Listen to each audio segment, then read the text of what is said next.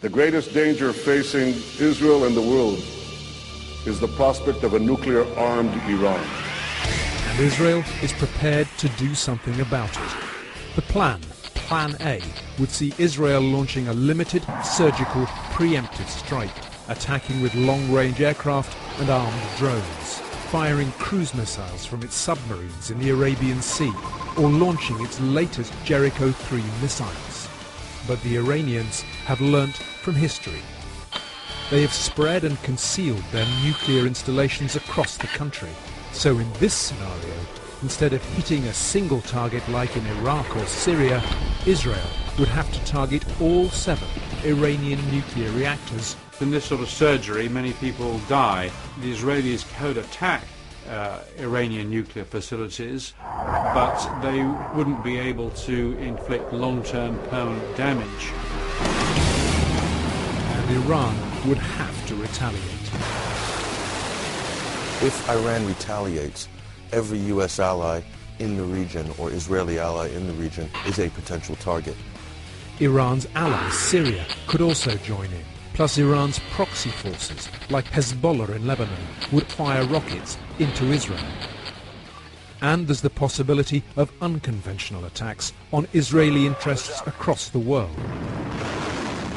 An Israeli attack on Iranian nuclear facilities would likely only accelerate the Iranian desire to obtain nuclear weapons. So this idea that you would attack certain facilities in Iran and leave Iranian retaliatory capabilities intact breaks every rule in the military and political playbook.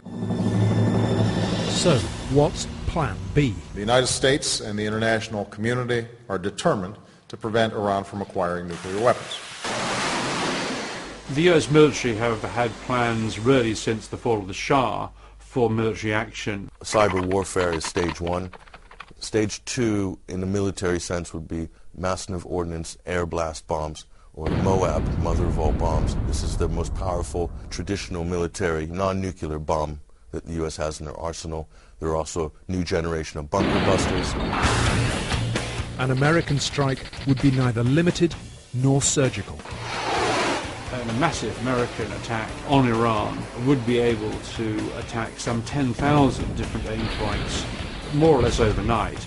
Their plans would destroy all Iranian air and sea bases and hit all known nuclear facilities. Iran would be left in flames.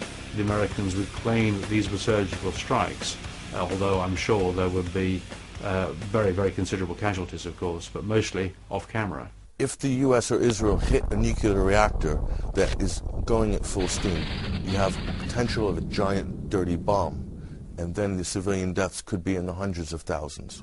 This conflict, with estimates of between 1 and 2 million Iranian civilians dead, could get out of hand. You've got to be careful of unintended consequences here. Best laid plans of mice and men don't always come to fruition.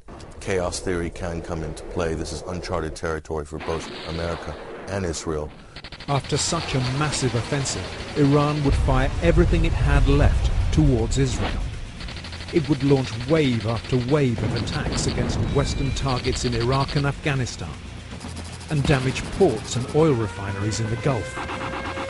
The US would ask its NATO allies for support, dragging Turkey and the 2 nuclear powers, Russia and China, reluctantly into the conflagration.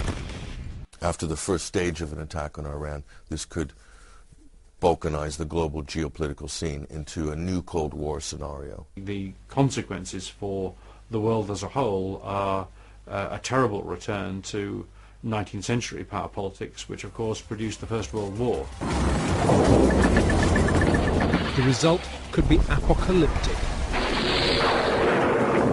A new wave of global violence could follow, and soaring oil prices would be the final blow to a global economy in chaos. Are such doomsday scenarios bluff, psychological warfare, or is the world really prepared to go this far?